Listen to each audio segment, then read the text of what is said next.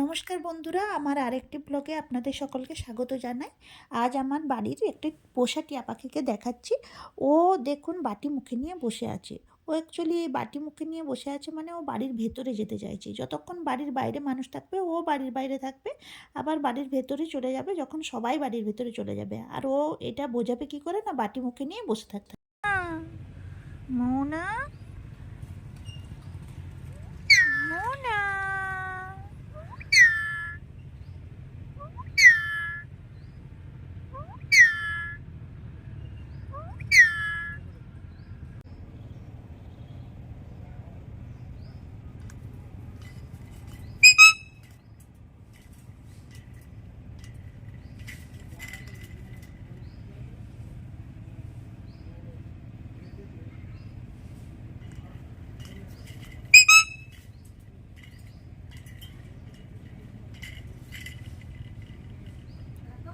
মোনা, ওর নাম হচ্ছে মোনা। ওকে মোনা বলে ডাকলে ও আবার ঘুরে মোনা মোনা করে ডাকতে থাকে।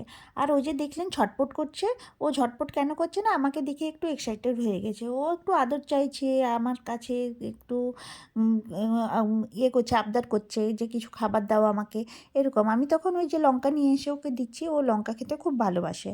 আর ও কিন্তু প্রচুর ডায়েট মেনটেন করে, এমনি এমনি যা কিছু দিলে যে খেয়ে নেবে তা নয়, শরীরের প্রতি খুব সচেতন যেন মোটা না হয়ে যায়। তাই জন্য ও কোনো কিছুই বেশি খায় না, আবার খুব অল্প অল্প করে খায়। আর কি খায় না, সূর্যমুখীর বীজ খায়, পেয়ারা খায়, যে ছোলা টোলা যাই দিয়ে দেবো সে একদম খেয়ে নেবে তা নয়, খুব কম পরিমাণে খায়। আর এখনও চান করতে চলে এসেছে। এই শীতকাল বলে একটু হয়তো চান করতে ভয় পাচ্ছিল জানি না, তারপরেও দেখুন চান করছে ভালোই। ও নিজে নিজেই চান করে নেয় জানেন।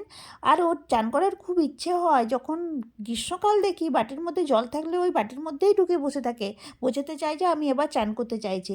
আর ওকে দেখুন, ও কিন্তু কলের তলায় রেখে দিলে ও নিজে নিজেই এসে চান করতে থাকবে। কি সুন্দর, মাথাটার উপরেই জলটা যেন পড়ে সেইভাবেই ও নিজে প্লেস করে এসে বসে পড়ে। আর ঠোঁটটা মাঝে মাঝে ঝেড়ে নেয়, ঠোঁটের দিকে জল চলে আসে তো ওইদিকে নাক থাকে, ও শ্বাস নিতে কষ্ট হয়, তাই দেখুন ঠোঁটটা ঝেড়ে নিচ্ছে যাতে জলটাও নাকের মধ্যে না থাকে। আর পা দিয়ে চারিদিকটা কুটিয়ে কুটিয়ে ও বেশ ভালোভাবেই নিজেকে পরিষ্কার করে নিচ্ছে, যেন সাবান মেখে চান করছে। ওই ভালোভাবেই নিজেকে পরিষ্কার করে নিচ্ছে একদম। আর গ্রীষ্মকালে তো ওকে রোজই চান করাতে হয়, শীতকালে 4-5 দিন ছাড়া চড়ালেও হয়।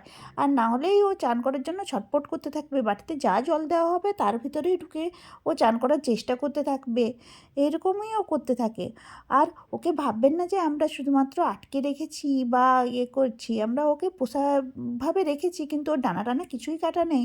ওকে ছেড়ে দিলে ও হয়তো বাইরেই থাকবে, ও একদমই উঠতে পারে না। আর ও খাওয়া সংগ্রহ করে খেতেও জানে না, তাই ওকে খাবার দিলেই খায়।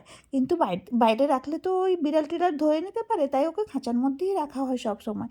আর চান করার পরে ও দেখুন এবার নিজের গায়ের সমস্ত জল ও নিজে নিজেই ঝেড়ে নিচ্ছে, কারণ রোদের মধ্যে রেখে দিয়েছি, শুকনো হয়ে যাবে তাড়াতাড়ি। আর সব জল ও নিজেই পরিষ্কার করে নিল। আজকের মতো ব্লগটা এখানেই শেষ করছি। টাটা, বাই বাই, আবার সামনে ব্লগ নিয়ে চলি।